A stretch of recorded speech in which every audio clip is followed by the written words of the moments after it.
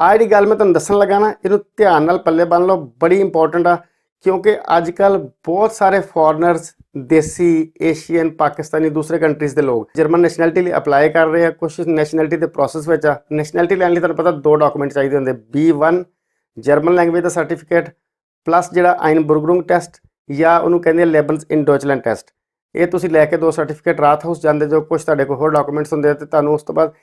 ਲੇਕਿਨ ਇੱਕ ਗੱਲ ਦਾ ਖਿਆਲ ਰੱਖਿਓ ਜੀ, ਇਸ ਵਾਰੀ ਨਾ ਉਹਨਾਂ ਨੇ ਪ੍ਰੋਸੈਸ ਥੋੜ੍ਹਾ ਜਿਹਾ ਡਿਫਰੈਂਟ ਕੀਤਾ ਵਾ। ਅਸੀਂ ਸੋਚਦੇ ਸੀ ਕਿ ਸਿੰਪਲ ਇਹ 2 ਡਾਕੂਮੈਂਟ ਲੈ ਕੇ ਜਾਵਾਂਗੇ ਤੇ ਨੈਸ਼ਨੈਲਿਟੀ ਲਈ ਅਸੀਂ ਅਪਲਾਈ ਕਰਨ ਦੇ ਕਾਬਲ ਹੋ ਜਾਵਾਂਗੇ। ਨਹੀਂ, ਉਹਨਾਂ ਨੇ ਅੱਜ ਕੱਲ੍ਹ ਰਾਤ ਹਾਊਸ ਵਾਲੇ ਵੀ ਤੁਹਾਡੇ ਕੋਲ ਇੰਟਰਵਿਊ ਲੈਣ ਲੱਗ ਪਏ ਆ। ਜਦੋਂ ਮੈਂ ਗਿਆ ਸੀਗਾ ਤੇ ਮੇਰੇ ਕੋਲ ਉਹਨੇ ਸਵਾਲ ਪੁੱਛਣੇ ਸ਼ੁਰੂ ਕਰ ਦਿੱਤੇ ਕਿ ਬਈ ਤੁਸੀਂ ਜਰਮਨੀ ਦੀ ਹਿਸਟਰੀ ਦੇ ਬਾਰੇ 'ਚ ਕੀ ਜਾਣਦੇ ਆ। ਫਿਰ ਉਹਨੇ ਪੁੱਛਿਆ ਕਿ ਜਰਮਨੀ ਦੇ ਨਾਲ ਤੁਹਾਡੀ ਕੀ ਲਾਇਲਟੀ ਆ, ਉਹਦੇ ਬਾਰੇ 'ਚ ਸਵਾਲ ਸੀਗਾ।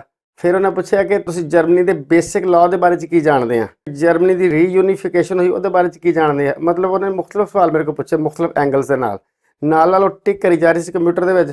ਮੈਂ ਸਾਰੇ ਸਵਾਲਾਂ ਦੇ ਜਵਾਬ ਬਿਲਕੁਲ ਕਰੈਕਟ ਦਿੱਤੇ ਆ। ਉਸ ਤੋਂ ਬਾਅਦ ਮੇਰੇ ਕੋਲ ਪੁੱਛਿਆ ਕਿ ਮੇਰੀ ਐਪਲੀਕੇਸ਼ਨ ਰੁਕੂਗੀ ਜਾਂ ਅੱਗੇ ਜਾਊਗੀ। ਉਹਨੇ ਕਿਹਾ ਅਗਰ ਤੁਸੀਂ ਸਵਾਲਾਂ ਦੇ ਜਵਾਬ ਸਹੀ ਨਾ ਦਿੰਦੇ ਤੇ ਤੁਹਾਨੂੰ ਲੇਬਲਸ ਇਨ ਡੋਇਚਲੈਂਡ ਦਾ ਜਿਹੜਾ ਤੁਸੀਂ ਪੇਪਰ ਦੇ ਕੇ ਤੁਹਾਨੂੰ ਰਿਪੀਟ ਕਰਨਾ ਪੈਣਾ ਸੀਗਾ। ਤੇ ਜਾਂ ਫਿਰ ਉਹਨੇ ਕਿਹਾ ਕਿ ਅਸੀਂ ਤੁਹਾਡੀ ਐਪਲੀਕੇਸ਼ਨ ਵੀ ਉਹਨਾਂ ਤੱਕ ਰੋਕੀ ਰੱਖਣੀ ਸੀ ਜਿੰਨਾ ਤੱਕ ਤੁਸੀਂ ਇਹ ਪੇਪਰ ਦੁਬਾਰਾ ਨਹੀਂ ਲੈ ਕੇ ਆਉਂਦੇ।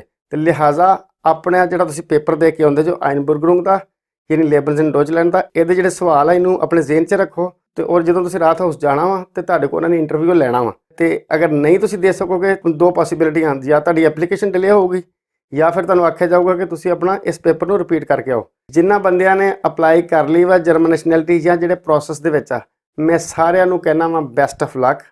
ਤੇ ਉਸ ਤੋਂ ਬਾਅਦ ਤੁਸੀਂ ਆਪਣਾ ਬਹੁਤ ਜ਼ਿਆਦਾ ਖਿਆਲ ਰੱਖਿਓ ਜੀ।